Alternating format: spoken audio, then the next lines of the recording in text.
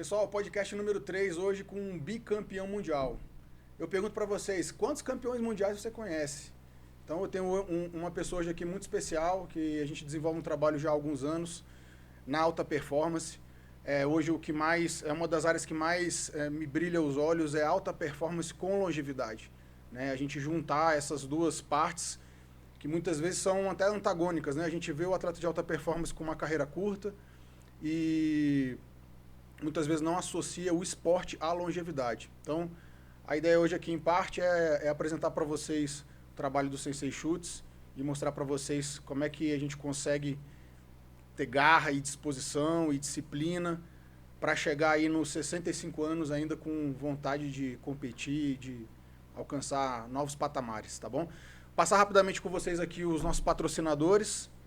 Então, o podcast Saúde Perfeita conta com a ajuda do Centro de Excelência Física de Brasília.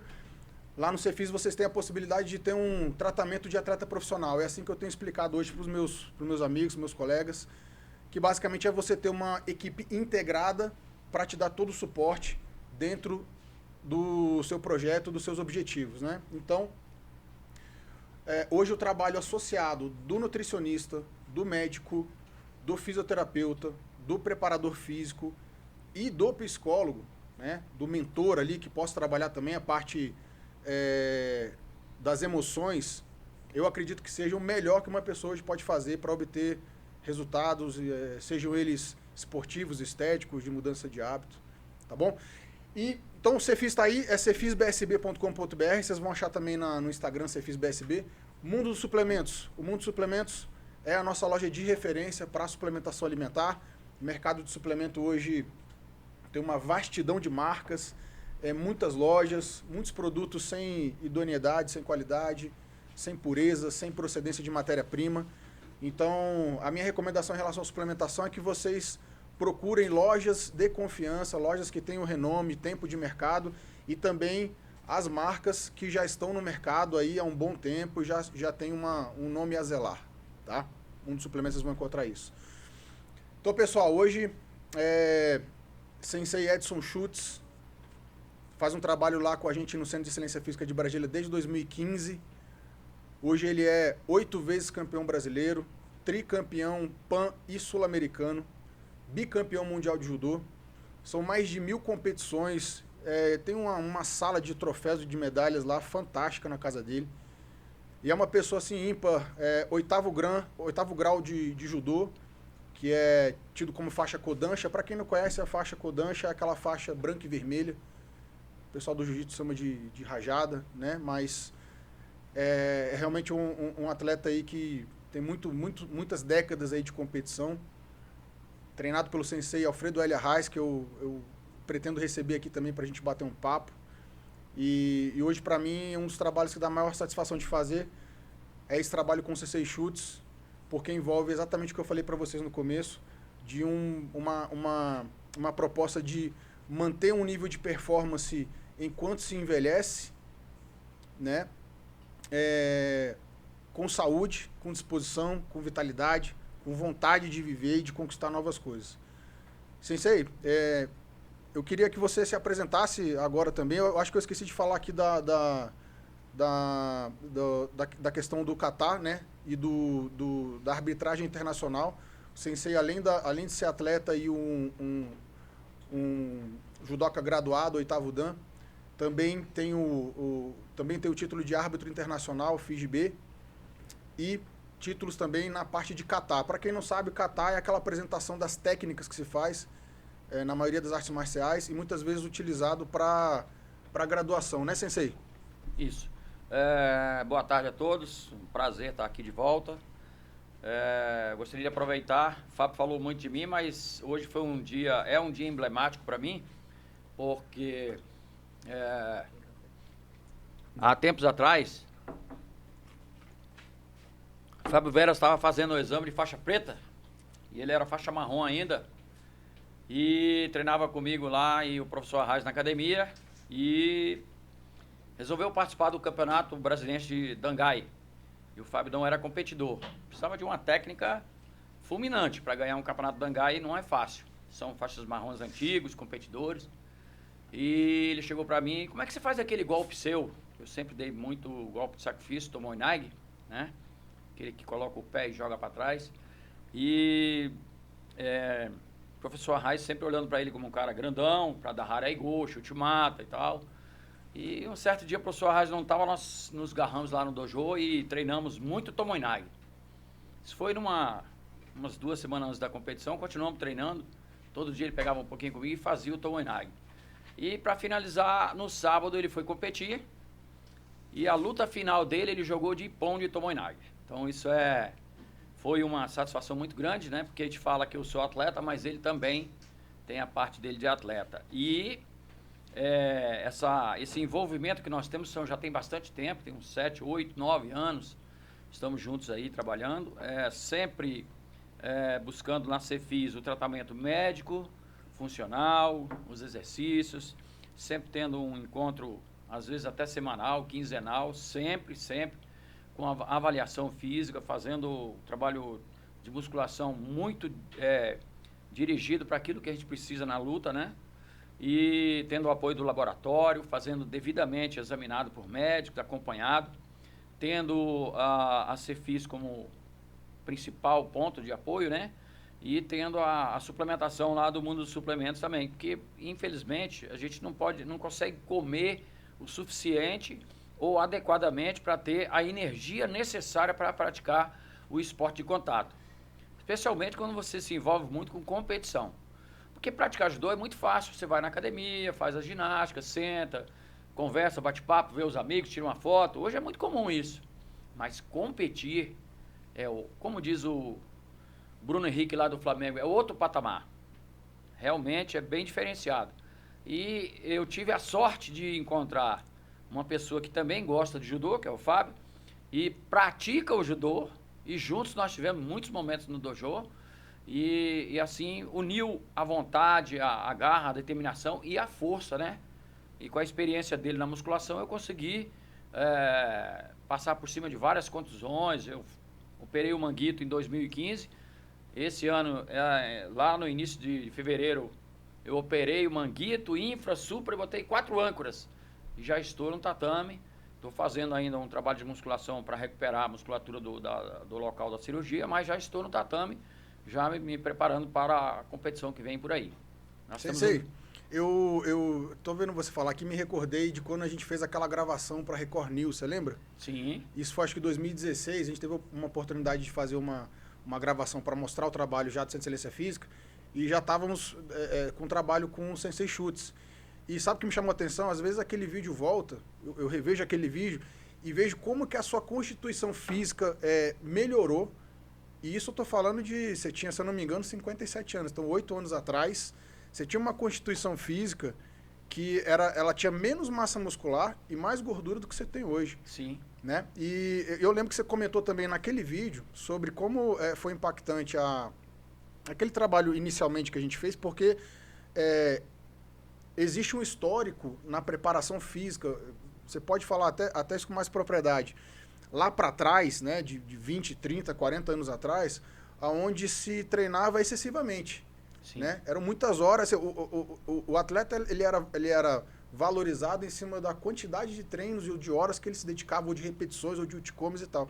E eu lembro de você comentando do ajuste que a gente fez nesse volume, equacionando a musculação com os treinos físicos, e como que isso te beneficiou. Fala um pouco pra gente disso aí. Na verdade, era um excesso que desgastava muito fisicamente.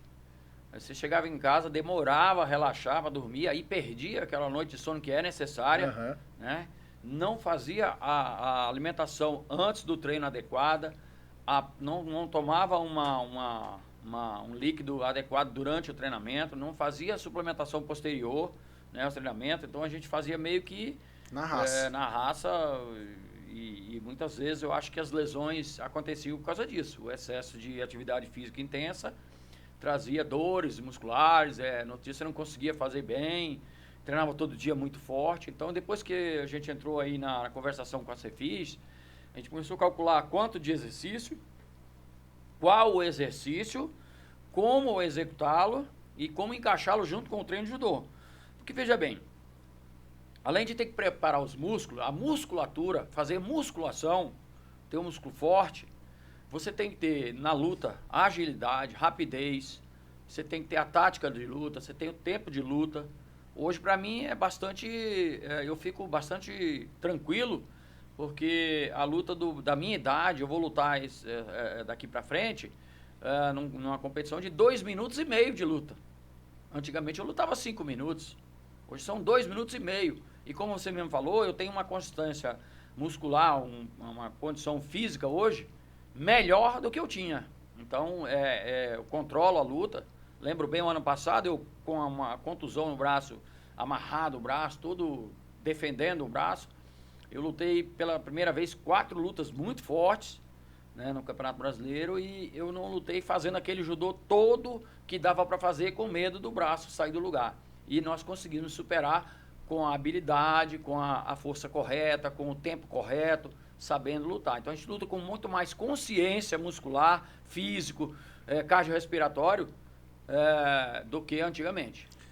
Mestre, eu falo muito isso porque antigamente, isso também foi um conceito que mudou. Você tinha uma lesão, antigamente o médico falava para você parar de treinar. Você não faz exercício, você fica parado, engessa, né? Engessa o braço e tal.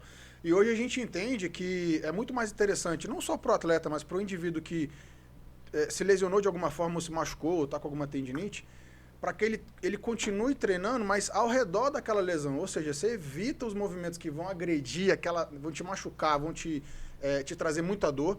Eu, inclusive, normalmente acho melhor a pessoa que se machucou não utilizar um anti-inflamatório, somente em último caso mesmo, quando tiver insuportável a dor, exatamente para ela poder sentir o que dá para fazer, quais as movimentações que você consegue fazer sem machucar aquela articulação, aquele tendão que está lesionado.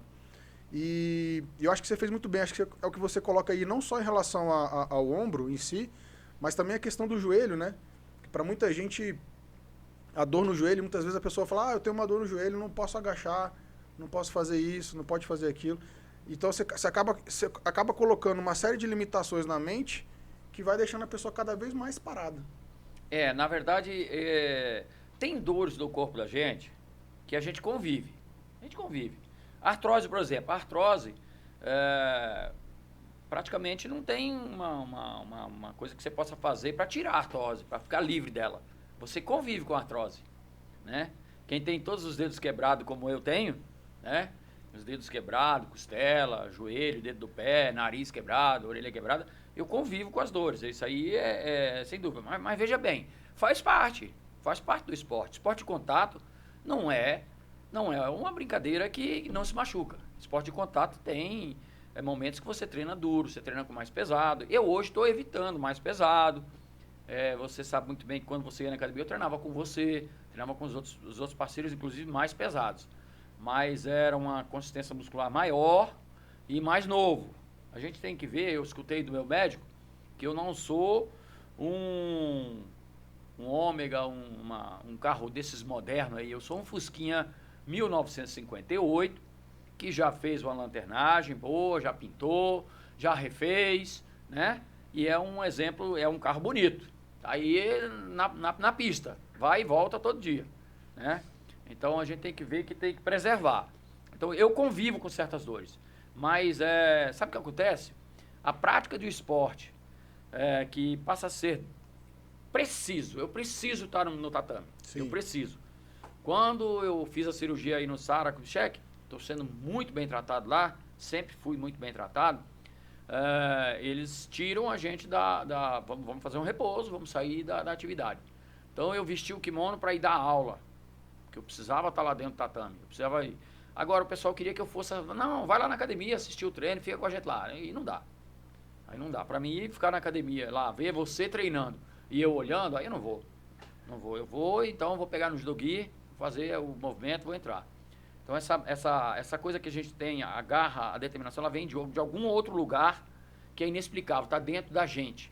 O atleta, o competidor, aquele cara que não quer saber se tem, não tem dodói, não tem mimimi, sabe? É outra categoria, é o que você falou lá no início. O atleta de alto rendimento, ele vai para um outro nível. Agora, Sensei, o que você me diria da capacidade do esporte dentro da disciplina que ele traz para o indivíduo, eu acho que o judô é até um destaque nesse sentido, né, como esporte em si, para as crianças e para a formação, dentro de um momento que a gente vive uma sociedade onde os prazeres são ali, né, são conquistados de uma forma muito rápida, é o telefone, né, sei lá, a pornografia hoje é acessível para os adolescentes, a diversão. Eu me lembro dos meus filhos, com 10 anos de idade, perguntando quanto tempo levava para chegar na faixa preta. Eu falei, rapaz, você primeiro tem que gostar de treinar, ter disciplina, porque a gratidão que a gente tem, a satisfação que a gente tem de conquistar uma graduação, ela vem exatamente do esforço implementado para aquilo ali, né? Das dores, do suor, de você machucar no treino. Eu acho que isso tudo faz parte da jornada. Na verdade, eu não posso deixar de dizer que eu já tenho 65 anos, completei agora dia 19 de abril, e eu faço judô desde os 6 anos de idade. Meu pai me colocou no judô, né, para me educar. E veja só por que ele queria me educar. A escola naquela época, fazer bagunça era conversar. Ser espivitado era pegar papelzinho e jogar no outro. Era correr no corredor, era brincar de pique-cola, de pique-bandeira, de salvo-latinha. Eram crianças hiperativas, era o máximo que você tinha ali de um comportamento ruim, vamos dizer assim. Isso. Aí eu era castigado, a professora, vou ligar pro seu pai. Você vai ficar na secretaria hoje, eu vou chamar seu pai para vir te buscar. Por esse motivo. Esse foi o Chutes, que ficava conversando alto, que corria na escola, que, sabe, falava muito e tal. Mas hoje eu não conheço as crianças de hoje fazendo isso, né? Tem muita coisa aí complicada. O celular, realmente eu passei a ter que aprender a utilizar o celular, porque eu tenho que fazer trabalhos de bancário, eu recebo minha convocação para arbitrar, tudo pelo celular. É uma ferramenta que realmente ela entrou para nos ajudar, né? Eu participei de um seminário onde o seminarista falou, o celular pode vir para o bem e para o mal. Então, hoje a criança fica deitada lá, a mãe fala com ele, levanta, vem aqui, ele responde, ele não vai, o celular tá lá, tem que tomar, é uma briga, né? Hoje eu vejo os adultos aí, os namorados, os casais, vão pro barzinho, vão sair, encontrar os amigos, comemorar uma medalha, comemorar uma conquista, aí o celular tá lá. Aí tem que vir alguém, ter a ideia de pegar o celular, botar num local, quem pegar o celular primeiro paga a conta, ou sai da mesa, alguma coisa assim. Para as pessoas poderem interagir, senão cada um vive o seu mundo isolado. Para interagir. Então eu fui criado diferente disso. Sensei, e aproveitando esse gancho desse seu início no judô lá com 6 anos de idade, em que momento, quando você entrou no judô, foi o esporte que você já se identificou de cara e seguiu o resto da vida? Como é que foi? Eu comecei na cidade satélite de Sobradinho há muitos anos e nessa idade, eu já ia meu pai tinha uma farmácia na rodoviária de Sobradinho, eu já ia para a farmácia. Porque naquela época a farmácia não tinha medicamento pronto, tinha que prepará-lo, tinha que embalá-lo. Então, eu ficava lá atrás num local embalando a mercadoria, os medicamentos nos vidrinhos que vinham separados. Eu já trabalhava. E por acaso tinha um parceiro, o pai dele era dono do bar da rodoviária, que ia trabalhar também, ajudar o pai no bar. E a gente levantava de madrugada e trabalhava, e com o passar do tempo a gente começou a pegar o ônibus, a andar, e começou a ir treinar, e meu pai me pôs no judô e tal. A gente começou a andar junto, e ali é uma amizade. Só que era amizade onde os pais estavam muito em cima, você tinha muita responsabilidade, tinha que fazer as coisas, primeiro as obrigações, fazer o seu serviço, não que a gente trabalhava. Hoje você pega uma criança e pede para fazer uma coisa, tá me botando para trabalhar. É um problema, não é isso.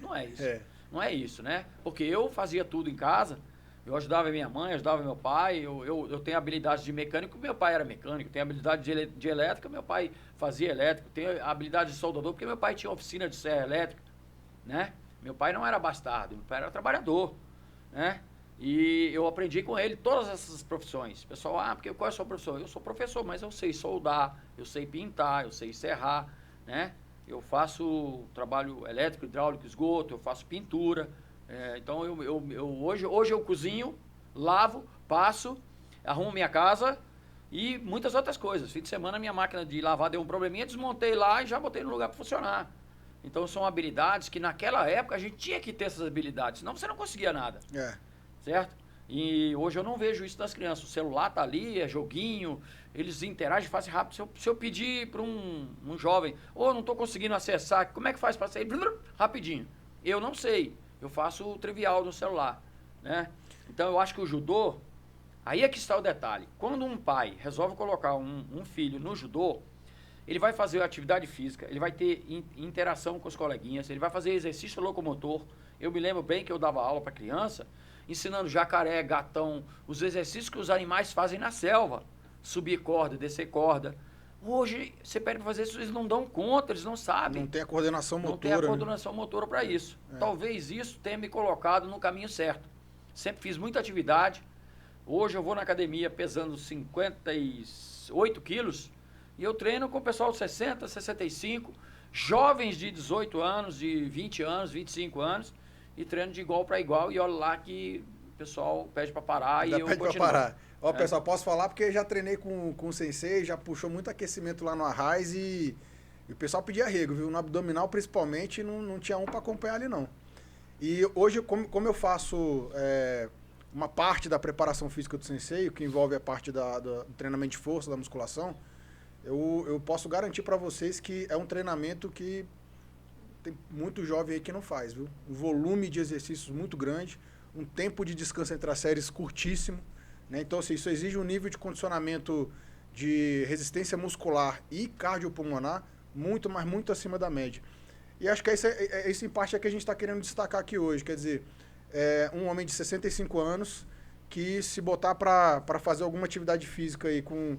Lógico, tem as suas limitações devido ao desgaste e às lesões, mas pulmão, coração e massa muscular é para botar para jogo aí com qualquer idade. Inclusive, o Chutes treina, na maioria das vezes, com jovens, né, Sensei? Com não tem adolescentes que são os mais levinhos, que estão pesando mais ou menos sua categoria. Isso mesmo, né? Isso Você mesmo. procura as academias que têm mais pessoas que possam estar ali na tua faixa de peso. Isso é uma coisa interessante que o professor Arraes sempre utilizou, que o professor Arraes tinha um olhar à distância. A gente conhece professores, não, você vai vir treinar aqui comigo. Aí você tem lá eu, levinho, e 10 pesados, 10 meio médio, meio pesados, cara com 80 quilos, 75 quilos. Fica muito pesado para um velhinho de 65 anos fazer. Então, eu não posso ser velhinho, eu posso ter 65, mas eu tenho que ser mais jovem. Então, eu sempre tive essa superação. Talvez isso tenha sido um pouco de carga que eu adaptei quando entrei na Cefis a fazer adequadamente esse excesso de carga. Isso. Né? Porque eu treinava com muitos pessoal mais pesado. Mas um detalhe que é importante frisar aqui. O professor Arraes, eu chegava nele e falava, professor, vai ter uma competição importante, eu vou pro Pan-Americano, eu vou pro Mundial, eu vou pro Brasileiro, eu preciso treinar com o pessoal que entra por baixo, que entra embaixo, o seu Inag, os golpes de baixinho. Então eu tenho que ir numa academia onde tem o professor, vá treinar onde você acha o pessoal para treinar com você. Então o professor Arraes nunca me segurou, nunca me travou. Sempre me deu liberdade. Nunca teve esse ciúme de, é meu atleta, é meu filho aqui e tal, não vai? É liberdade assistida. Ele faz a correção, manda eu treinar, vira e mexe, ele põe para treinar na academia dele, e observa e corrige. Sempre foi assim. Aí o que acontece? Hoje eu treino num local, acho que não tem absolutamente nada em citar. O Dojo Rufino, que é o professor Rufino, é um rapaz novo, ele é faixa preta, que é menos graduado que você, como é que ele vai te ensinar judô? Não é isso.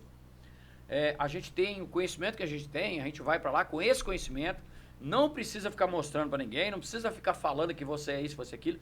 Inclusive tem gente lá que nem sabe que eu sou faixa rajada, que eu sou oitavo dan, que eu uso uma faixa vermelha e branca. Tem gente lá que nunca viu essa faixa. Porque você treina normalmente com a faixa preta. Não, o treinamento é uma coisa. Dar aula, ser professor, ser codante é totalmente diferente. A gente não mistura as coisas. Fábio, a partir do momento que eu colocar isso aqui e eu não tirar para assistir você, me dar as explicações do que você sabe mais do que eu, aí parou por aí, acabou o esporte, acabou a simplicidade que o professor Jigoro Kano ensina. Ótima lição. Simplicidade e humildade. Preste bem atenção. O professor Rufino é um rapaz novo, dá aula para 40, 50 pessoas que vão por aula, é só olhar as fotos, terça, quinta e sábado. Eu vou para lá, ele cuida de mim como o professor Arraes cuidava. Vou citar para você alguns exemplos. Eu chego, quando foi o ano passado que eu estava com o braço rompido, aí ele colocava kinésio, fazia ventosa, como é que é, a acupuntura. Agulhamento, aquele agulhamento, acupuntura, certo? Aí tem uma senhora, uma colega, uma amiga chamada, conheci ela lá, passou, hoje é uma amiga pessoal minha, a gente se encontra, vamos tomar um café. Essa pessoa é faixa amarela de judô, eu vi ela faixa branca, a gente vai tomar um café junto, ela vai treinar kata com um grupo de estudos de kata de Brasília, que é bem pouquinho. E consta nesse grupo, Edson Schutz, 8º Dan, Bruno Ramos, 6º Dan, professor Edmar, 3º Dan, alguns outros, pouquíssimo, meia dúzia de professores que se envolvem lá, o Nélio, 4º Dan, né? Então são pessoas graduadíssimas que tem uma pessoa faixa amarela de judô, que vai lá fazer com a gente o kata. Então são poucas que se envolvem. Aí deixa eu só terminar esse fato aqui para você ver como é interessante. Eu chego no professor Rufino e eu me lembro do professor Arraes. Porque eu chegava no professor Arraes com uma dor, ele falava, deita aí. Aquele jeitão duro dele. O professor Arraes sempre foi durão comigo. Não comigo, com os alunos que se dedicavam. Ele ficou Quanto conhecido mais você como treinador. conquistava, mais ele queria que você conquistasse. Ele não era duro, não obrigava, não proibia, mas botava quente pra gente fazer mais, sempre superar. Acho que eu superei muito, porque ele fazia eu superar. Então ele fazia uma massagem do meu pé. Eu estava dolorido em casa com algum problema, o professor Arraes ficava sabendo, ele ia lá em casa fazer uma massagem em mim. Levava um material dele, fazia um doinho, um amassamento, um alisamento, um alongamento, e eu levantava e vinha treinar no dia seguinte. Ele fez isso, não foi uma vez, foi várias vezes. Na academia, chegava, como eu sou mais graduado, aí tem, assim, ele chega, tem uma dúvida, ele senta comigo, vem cá, vamos entrar aqui, e faz em mim o movimento, aplica em mim a chave de braço, a imobilização, como é que você vai fazer para aplicar. Então eu tenho esse diferencial. E com relação ao tratamento, respeitoso, educado, gentil, o professor Arraes sempre foi comigo. Duro no momento certo. Me chamou atenção, me colocou de castigo, me deu bronca, mas foi necessário. Porque eu nunca fui santinho, nunca fui bonzinho. Eu sempre fui atrevido, mas me eduquei. Hoje eu estou indo treinar num local onde tem aquilo que você falou. Eu tenho uma quantidade de jovens, meninas e meninos, de 15, 16, 17, 18 anos, que estão com os hormônios à flor da pele, louco, faixa verde, roxa, marrom, louco pra te pegar. Doido pra pegar a faixa preta e lançar no chão. Eles partem pra cima, mal eles sabem que aqui tem café no bule, né? Então a gente vai, escolhe e tal. Como eu falei pra você, eu acho que eu não vou esconder isso de ninguém. Não escondo, não tem necessidade. Não existe necessidade. Quando eu treinei no ano passado lá, o professor Arraes já não estava mais em Brasília, então eu tive que fazer uma preparação buscando os melhores lugares, né? Contundido, eu não posso ir numa academia de muito alto rendimento, como eu tenho hoje, por exemplo, o professor Oswaldo Navarro tem 3 atletas na seleção brasileira, de 16, 17, 18 anos, né? Os caras vão disputar o Mundial aí, estão viajando, estão medalhando em essa Copa Pan-Americana que teve aí. Então, é um local que eu pedia pro professor, estou indo lá treinar no professor Navarro, no Guará. Ele permitia, claro, sabia que eu ia treinar. E eu treinava muito forte. Mas contundido, e já com a idade um pouquinho mais, dobrando a esquina dos 65, então você tem que ser comedido. É isso aí. Comedido. O professor professor Navarro é muito competidor, professor Rufino participa de competição, inclusive ele é veterano competidor, campeão brasiliense. Os alunos dele estão indo competir e bastante. Meninas, essa senhora aí, a Andréia, essa amiga, também participou da competição, assim, novinha de judô. Ela já tem uma idade mediana, já está participando de competição. Então ele tem um pessoal que compete e treina forte a seu nível. Você tem um jeito de treinar forte a seu nível, o nível do outro você tentar chegar, um outro você ultrapassa. Então eu estou tendo um local onde eu sou muito bem recebido, sou muito bem tratado, nunca fui deixado para trás e todos me acolhem. Todos. Eu fiz uma campanha solicitando apoio, vários deles estão apoiando. Sabe? É uma mão daqui, é uma perna dali, um braço daqui e todo mundo me apoia. Nunca fui destratado, sou respeitado, e vou contar para você. Talvez hoje seja a primeira vez que eu vá usar a Kodansha lá, porque eu fui solicitado que eu faça as explicações e a explicação sobre uma técnica essa que você ganhou uma competição com ela, o Tomoinag, né? Não que eu seja especialista expressivo disso aí. Eu faço Tomoinag há muito tempo, é uma técnica que eu posso levar para o chão para usar a minha chave de braço, que é uma especialidade também. Já vi você né? fazendo. Nossa especialidade do Arraiz. A Arraiz sempre deu muito chão. Então eles pediram para me mostrar Tomoinag. Nada mais que Tomoinag. Nem é Yoko, nem é com chave, nem com nada. Tomoinag. Então hoje eu vou colocar minha Kodansha para dar essa base, essa passagem desse primeiro detalhe. Depois eu vou tirar minha Kodansha e botar a faixa preta para treinar com eles, de igual para igual. Veja bem, o judô ensina o seguinte: se eu estou de Kodansha, e obviamente quando você é um Kodansha, você sabe qual é o seu grau. A minha faixa vermelha e branca é a última, o 8º dan. Com fé em Deus, eu espero estar vivo e forte, firme, praticando, chegar ao 9º grau, eu vou usar uma faixa vermelha. Então essa é a última. Se eu coloco ela todas as vezes que eu vou no dojo, como que eles vão poder treinar comigo? Porque tem um respeito pelo Kodansha. O Kodansha é um notório saber que já fez a sua parte. Ele já competiu, já treinou, já bastante. Então hoje ele é um Kodansha. E eu tive a oportunidade de estar treinando no Kodokan, e lá tem uma parte do tatame que não precisa ter marcação nem separação. A gente visualiza ali um pedaço, é de Kodanshas, chamados velhinhos. Reservado para os senpais, aqueles senseis bem velhinhos, de cabelo branco, e lá com as suas faixinhas, eles treinam, dão aquele kiai e tal. Eu tive a oportunidade de estar do lado de cá treinando de faixa preta, eu não era nem Kodansha ainda, e eles lá, eu vi isso de perto. Então, se eu coloco a faixa Kodansha no dojo, você não pode treinar de igual para igual comigo. Você vai treinar comigo caindo, movimentando, mas não vai jogar o professor. Eu jamais vou pegar no kimono do professor Arraiz, vou jogá-lo. Mesmo que eu consiga. Acho difícil. Ele está muito inteiro, muito de pé, muito forte, mas eu não posso fazer isso. Então eu respeito. Então eu, Edson Schultz, eu vou para quê? Eu estou me preparando para uma competição. Se eu vou de Kodansha, então eu não estou treinando para competir. Eu tenho que colocar minha faixa preta, descer do salto, tirar essa coisa de professor. Eu sou atleta, eu sou competidor. E é importante saber cair e bater o braço, porque você vai cair.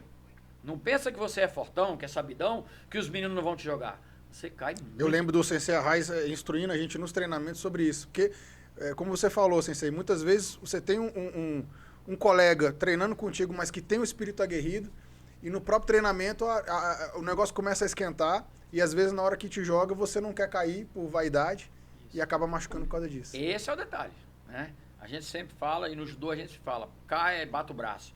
Preste atenção, tem uma diferença entre treinar e competir. Você tem que saber dividir isso. Tem que saber dividir. É óbvio que um competidor,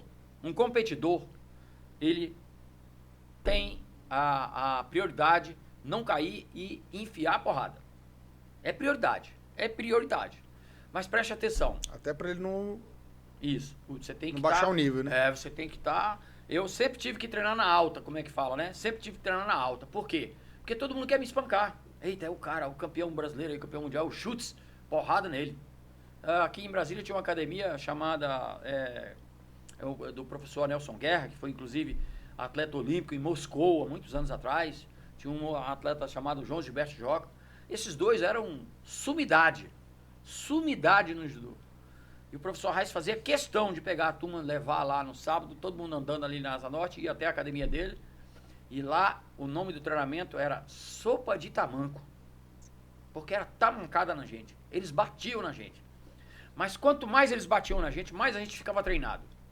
O professor Arraiz sempre chamava o pessoal do professor Luciano, que também é aluno do Arraiz, né, o Luciano Gonçalves, para ir treinar com a gente. Porque o pessoal do Luciano era muito forte, que era lá da academia do Peixoto, né, do Luz Marcelo Peixoto, do professor Takashi Hagihara, lá no Moreira, vinha treinar com o professor Arraiz e a pancadaria. Quer dizer, você para subir de nível, você tem que ter essa humildade que você está falando, de saber procurar o local correto, com as pessoas que vão te respeitar, mas que vão estar no nível acima do seu, que você vai ter que cair para poder subir de nível. Se você vai para um lugar que você treina e você só bate nos outros, bate entre aspas, né, gente?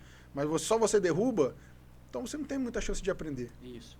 Então, para encerrar essa parte, eu vou te contar um que aconteceu ano passado. O professor Rufino dando a aula, eu treinando, e os meninos, e é claro, os meninos têm esse sangue no olho também. Eles competem os jogos, eu estou indo para o Brasileiro Veterano, e o meu parceiro lá está indo para os Jogos Escolares Brasileiros. Ele tem 17 anos. Uhum. Eu tenho 65, eu treino com ele. Né? E eu notei que do ano passado que eu treinei com ele, ele era roxo, hoje ele é marrom, ele tá um pouquinho mais alto e tá com uma força maior. Eu notei, porque eu fiquei mais fraco, porque eu parei por causa da cirurgia, eu dei uma diminuída e ele tá querendo me engolir. Ele não tá conseguindo me pegar ainda porque eu tô travando muito, mas eu também não tô conseguindo pegar ele. Isso é um desafio. E ocorreu o seguinte, eu tava treinando nesse nível com ele ano passado. Treinando muito, defendendo muito o braço amarrado, o braço ainda estava deslocando, machucado, inclusive num treino único que você tinha um deslocamento de ombro constante, meu ombro saiu, deslocava, o húmero da glenoide saía e eu tinha que colocar no lugar. Eu lembro de você me contar isso várias situações, inclusive em casa. Eu contei pro médico que foi umas 8 vezes, mas foi umas 15. Saiu umas 15 vezes o braço do lugar. O braço saiu, eu digo, o braço saiu. Aí tá pra vir aqui, alguém puxava, botava no lugar, fazia assim e continuava treinando. Aí o professor botava um kinésio, botava um tensor, não resolve nada, mas psicologicamente você acha que sim. E aí o que aconteceu? Eu treinando. No último treino, no penúltimo treino, antes de viajar para o Brasileiro ano passado, eu saí de casa e falei, hoje é o teste. Hoje aqueles moleques vão comer fogo para poder tentar jogar o ganhar do velho no chão. E eu caladinho cheguei e com aquela mentalidade de hoje a porrada vai comer. E foi o dia que eles não me jogaram, eles me jogavam de vez em quando, claro, como treinamento, treino, você cai e joga. Por mais que você não queira cair e seja mais forte, você vai cair. Você vai levar um momento, tá? E o pior, tem sempre um sentado lá olhando, e eu detesto e eu costumo fazer só assim. Por quê? Pô, cara, quem tá treinando aqui não é um faixa pretinha. Então, aconteceu isso, eu vim e aí tinham 2 parceiros que estavam treinando comigo, 2 jovens, e eles treinando muito forte, e aí nesse dia eu cheguei, botei a pegada mais forte, botei a decisão primeiro e não deixei pegar, e fiz todo o trabalho antecipando. E no chão também. E eles não jogaram nenhuma vez, e não pegaram nenhuma vez, e eu peguei várias vezes, e eu joguei várias vezes. Fui pro Brasileiro, lutei, e com a graça do nosso grande arquiteto do universo, fui campeão, 4 lutas muito fortes, né? Tive a oportunidade do professor Arras estar lá conversando comigo no começo, para ele explicando a posição do braço e tal, né? Eu acredito que eu vou continuar lutando assim para defender ainda o braço, embora eu esteja terminando a fase de musculação, mas bastante cuidado, né? De uma forma geral, o judô ele dá esse engrandecimento. Você tem que ter simplicidade e humildade. O dia que você entrar no tatame, porque eu sou o cara, então você já pode desistir, porque não é isso aí o judô. O judô não é eu sou o bom. Eu começo as minhas aulas, professor, Fábio, sempre assim. A primeira frase minha, se é de manhã, é claro que tem um ohayou, que é o bom dia, né? Mas eu sempre falo, eu não sou o sabe-tudo. Vai haver um momento em que vai ter uma pergunta que eu não vou saber responder. Eu prometo que eu vou estudá-la, vou procurar com o meu professor mais graduado e vou trazer a resposta para vocês. Mas eu não sou o sabe-tudo. A partir do momento que você chega no local e você se acha o sabe-tudo, então eu não conheço esse local ainda, eu não estou nesse patamar ainda. Perfeito. Sensei, eu queria que você falasse, para quem ainda não conhece, a gente mencionou ele várias vezes aqui, do Sensei Arraes. O que você pode resumir um pouco do Arraes na sua carreira do judô e o que ele representa em termos de judô para a história do próprio judô de Brasília e do Brasil? É bastante significativa essa pergunta. Eu vou te dizer uma frase inicial que o professor Arraes não é só meu professor. Eu já vi você falando isso várias vezes. Ele é meu segundo pai. Eu já vi você falando isso várias vezes. Por isso que eu quis falar, para o pessoal entender a importância que ele tem na sua vida, na sua carreira. Você já colocou algumas coisas aqui, mas que representa também a função do mestre, né? Hoje fala-se muito assim, essa quantidade de jovens que usam drogas, que bebem, que fumam, noitadas inadequadas. Eu fui muito educado pelo meu pai e pela minha mãe e nunca tive contato com esse tipo de coisa. Obviamente passou aquela fase de jovem, de querer ir pro baile, mas o baile que eu ia era o baile da cidade, no clube, de terno e gravata, com irmão, com amigos e não tinha... Naquela época não existia hoje a diversão de hoje, né? Que a gente já comentou aqui, que ela é meio desvirtuada. Com relação ao mestre Arraes, eu sempre digo, o professor Arraes é o meu segundo pai. Ele participou da minha adolescência, né? Parte da minha infância, da minha adolescência. Eu tive a oportunidade de estar viajando o mundo todo, e em especial o Japão, em Tóquio, que foi o professor Arraes que teve uma conversa muito séria com meu pai e conseguiu que meu pai, com muito sacrifício, pagou essa viagem para mim há mais de 35 anos atrás. Estou vendo agora o Ebert, nosso parceiro aí, professor Ebert Marques, o Dante assistente, está no Japão fazendo o curso. Eu vi lá que ele já postou a foto, recebeu o certificado dele. Eu tenho um igual de 35 anos atrás, quase 40 anos, está lá no meu estante, né? Então eu fiz esse curso, esse Kangeki de inverno lá em Tóquio, no Japão. Tive a oportunidade de, sei lá, treinar para a seleção A, B e C. Essa oportunidade que quem me deu foi o professor Arraes, certo? Então, assim, algumas pessoas são professores, sim, mas o professor Arraes participou da minha vida em tudo. Ele participou da minha formação, da minha educação, dos estudos, me colocou na linha muitas vezes, me chamou a atenção muitas vezes. É aquele professor que, é como eu falei, se você não é um segundo pai, não tem a força, não tem a habilidade, não tem conhecimento, né? O professor Arraes fez uma viagem há muitos anos atrás com a esposa e a filha, que era bem pequenininha, a Adriana, que hoje está aí prestes a receber a Kodansha, faixa vermelha e branca, sexto dan. Adriana, já esteve lá com a gente no Cefis. Adriana Jimenez Braga, que foi uma campeã brasileira, um atleta indiscutível de Brasília, e fez uma viagem com ela, nenenzinho, e a esposa para Bahia. Na volta, o carro dele quebrou lá em Barreiras. Ele veio a Brasília de ônibus, foi lá em casa, falou: Chutes, meu carro quebrou, tem que trocar a junta do cabeçote. Aí eu falei: mãe, eu vou ali com o professor Arraes arrumar o carro dele. Ali, eu vou ali. E o pai e a mãe: pode ir. Aí eu vim com ele, ele comprou o cabeçote, a junta do cabeçote, e nós fomos com um fusquinha velho dele, pra lá, pra Barreiras. Pegamos lá, desmontamos o carro e viemos embora. Então, uma amizade que foi feita assim, dentro de casa. Ele me pegou em casa, eu fui com ele lá, eu não era mecânico, mas meu pai tinha ensinado mecânica. Então eu troquei a junta do cabeçote, troquei o cabeçote, nós funcionamos a Belina Velha, Del Rey. Ele mandou a esposa embora com a filha, pegamos outro carro e viemos embora.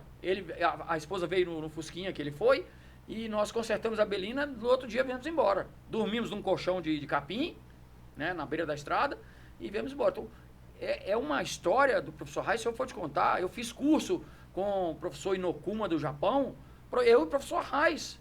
Ele, graduado, e eu, faixa roxinha marrom. Eu fazia curso junto com o professor Arraes. Dos alunos do Arraes, eu já tinha perguntado isso pro Sensei Arraes, que ele já formou mais de 300 faixa pretas e inúmeros Kodanshas.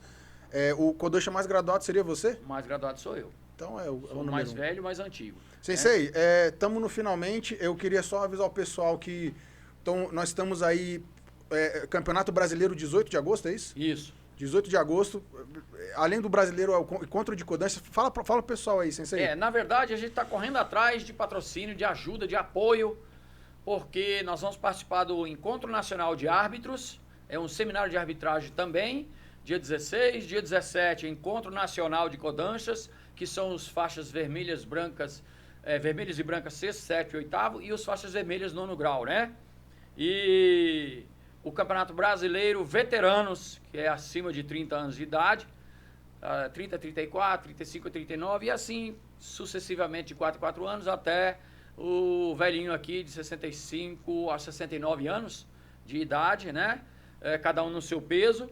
Brasília vai com uma quantidade, eu não me lembro bem, se 25, 30 atletas das várias academias de Brasília, veteranos. Vai acontecer no período de 16, 17, 18, para mim, de agosto. Ainda tem 19 e 20, que é sábado e domingo, as categorias mais novas, né? No caso, a minha categoria vai lutar primeiro na sexta-feira de manhã. Eu espero, na hora do almoço, mandar notícia boa para o Fábio Vera e para todos vocês. Nós temos uma participação na arbitragem muito boa. Hoje eu sou árbitro internacional continental pan-americano. Estamos há 10 anos esperando aí a promoção de árbitro internacional A, né, que é o árbitro mundial. E eu não sei dizer quando vai sair, mas Kodanshas hoje só recebem essa faixa vermelha e branca lá no Encontro Nacional de Kodansha. Os árbitros só recebem suas promoções lá também nesse seminário anual de arbitragem. Então é um evento grande, compõe-se em 3 eventos, né? E nós estamos aí batalhando para conseguir o apoio, o patrocínio para passagem, alimentação, estadia, tem um deslocamento muito difícil para a gente, que a gente vai até Congonhas, lá tem que pegar um veículo ou algum veículo para chegar até Pindamonhangaba e nos hospedar lá, né, para participar do evento. Eu vou na quarta-feira de madrugada, vou sair de casa às 4 da manhã, e eu quero estar aqui em Brasília 13, 14 horas, encontrando o Fábio, encontrando vocês, e com a graça do grande arquiteto do universo, mais uma vez, trazer uma medalha. Jamais prometi ser campeão, mas jamais vou deixar de prometer que eu vou buscar o pódio. Competição para mim é pódio, e pódio tem uma coisa interessante, tem que ser lá em cima. É lá em cima. Essa frase do Schultz eu nunca esqueci. Você fala que sabe que eu vou pro pódio, o pódio é lá em cima. Sensei, para finalizar, eu queria agradecer aqui os nossos colaboradores aqui, o Centro de Excelência Física de Brasília. Tá com a gente já nesse projeto aí há muitos anos, né? Sempre com a parte que envolve as consultas, o acompanhamento mais técnico, né? Médico, nutricionista, fisioterapeuta, né? A parte de treinamento físico a gente faz uma prescrição lá online através do aplicativo, que o Sensei é um dos mais assíduos, inclusive, muito disciplinado. É uma forma da gente poder ter um controle na prescrição dos treinamentos, oferecendo para as pessoas um treinamento mais personalizado e normalmente melhor do que você encontra hoje nessas academias, onde o número de alunos é muito grande, o número de professores é muito pequeno, então é difícil normalmente o professor ter condições de dar um atendimento mais individualizado. E também o mundo dos suplementos, mestre. A gente trouxe hoje aqui, eu queria que você fechasse falando para a gente dos suplementos que você utiliza, né, numa situação dessa de preparação, de pré-competição, e que tipos de benefício você sente com a suplementação de carboidrato, proteína, creatina, enfim, essa suplementação que você costuma utilizar. Hoje a gente trouxe aqui para o Sensei fazer essa preparação final uma creatina e um hipercalórico com whey protein, uma vez que ele tem um metabolismo acelerado, está um pouco abaixo de peso, mas vou deixar você complementar, mestre, com a sua percepção. A gente chegou até a conversar um pouco ontem no telefone, né, sobre eu não digo nem a necessidade, mas a vantagem que o atleta ganha quando ele tem uma suplementação que é como se fosse uma gasolina pódio, né, mestre? Dois detalhes importantes. A última aferição que nós fizemos da massa muscular minha, eu estava com 8,3 de gordura. Perfeito, bem lembrado, hein? Então, 65 anos eu acho que é um ganho muito grande. Tem uma outra coisa, tem que ser disciplinado com relação à alimentação. É muito como falar, eu preciso ficar forte, eu vou comer muita pizza. Você está enganado, não é assim. Né? A pizza vai fazer parte, mas você tem que comer coisas que vão ser assimiladas e bem assimiladas e necessárias para o seu organismo. Perfeito. Eu não posso ficar comendo todo dia fast food e estou achando que eu estou ficando forte. Eu não estou ficando forte, estou estragando o organismo. Né? Então, a suplementação, eu sempre procurei junto a Cefis buscar no Fábio Veras, e aí eu entro naquela outra coisa que eu queria falar, que é o aplicativo que vai da Cefis. Qual é o nome? O aplicativo é da Cefis mesmo, ele é feito pro Centro de Excelência Física de Brasília e tem a parte de treinamento. Pode falar dele. Aí eu recebo a parte do treinamento, o exercício. Tem gente na academia, mas o que você está olhando no celular? Você fica olhando no celular? Não, senhor. Aqui é o meu treinamento. Que era aquela fichinha de antigamente, né? Isso, aquele papelzinho anotado com o nome, não. Eu tenho ali. Só que ali eu controlo o meu tempo, eu controlo a repetição, eu controlo quantas repetições, eu controlo o horário. E outra coisa, a partir do momento que eu abro o aplicativo e faço o exercício, os Fábio está sabendo que eu estou fazendo o exercício. Exato. A partir do momento que eu faço aleatoriamente, do jeito que eu quero, eu não tenho uma rigidez. Eu gosto de ter alguém me corrigindo, me olhando, me falando, tá faltando uma, tá fazendo outra, vamos fazer melhor. Porque você precisa desse incentivo. Com relação à suplementação, como eu falei, a alimentação de casa, ela é importante. Você tem que comer lá o filé de frango, tem que comer a quantidade de ovo, mas você tem que ter a salada. Agora, a aquisição da whey protein hoje é indispensável. É indispensável. Creatina, diariamente. Não é tomar para ir malhar. Eu vou malhar. Não, não é isso. Faz parte da sua alimentação. O organismo hoje precisa de suplementos que sem eles você não tem um rendimento muscular. Imagina quem tem uma cirurgia que perdeu 2, 3 quilos de massa muscular e precisa repor. A gente tem aquela reserva, a memória muscular, memória do exercício de você. Sim, mas eu preciso repor com qualidade. Aí Eu faço utilização, muitas tá usando, fala aquelas palavras que a gente escuta aí, tá usando bomba. Não, não estou usando bomba, de forma nenhuma. O que é bomba? Eu nem sei o que é.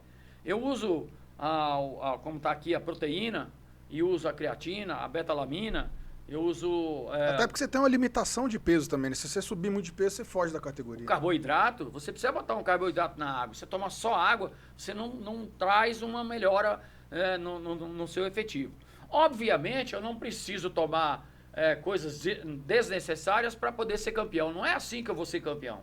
O campeonato vai ser conquistado com técnica, com habilidade, com dedicação e com esses inúmeros anos. Por que você ganhou tantas vezes de fulano? Porque eu tenho tantos anos à frente dele. Porque eu tenho tantos anos de experiência. É preciso treinar muito. Não pense que você vai comer um monte de proteína hoje e amanhã você vai ser campeão. Negativo. Você tem que treinar muito, aí porque você treina muito, você toma proteína para repor.